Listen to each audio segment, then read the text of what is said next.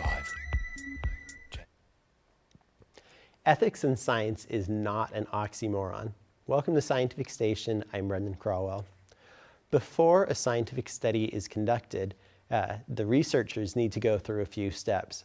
One is find funding, and the other is have the ethics board of the institution for which they work approve the study. A lot of studies are done using animals or humans, and depending on the type of study, there are different standards the researchers are held to in making sure that everything is done ethically. Recently, beginning in 2005, a study was conducted testing the effects of various methods of medicating patients who have both HIV and tuberculosis, or TB. The combination of these illnesses is terrible, and a lot of these people who live with these conditions don't have much access to medical care. So finding the best way to medicate them could save many lives.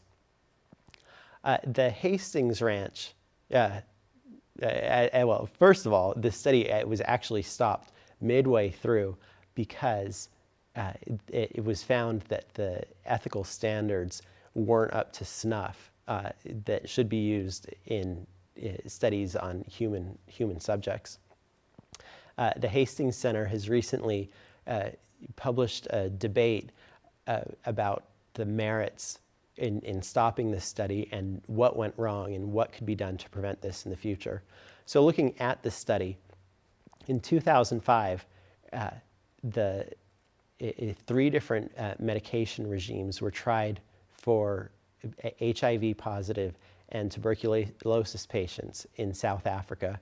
One was medicating right away for both HIV and tuberculosis.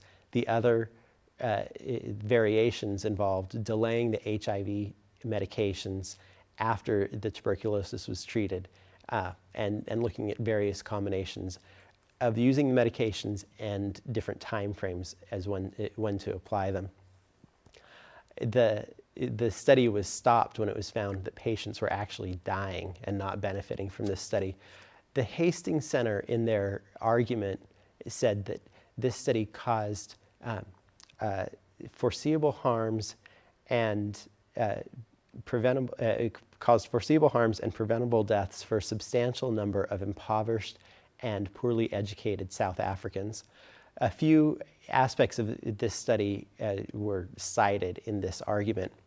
First was that the South African researchers did not, whatever ethics board analyzed this, didn't use criteria that are globally accepted in the scientific community. Second, there were US researchers who put their name on this study but didn't submit the study for evaluation by the ethics boards at the institutions they work for. That could have caught some of the errors that were made in the South African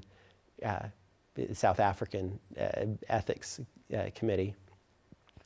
3 points that hurt the patients who were included in the study are that tuberculosis antibiotics weaken the effects of antiviral medications. So those patients who are taking both the antibiotics to treat their tuberculosis as well as the antiviral medications to treat the HIV infection would have been hindering the effects of their HIV medication.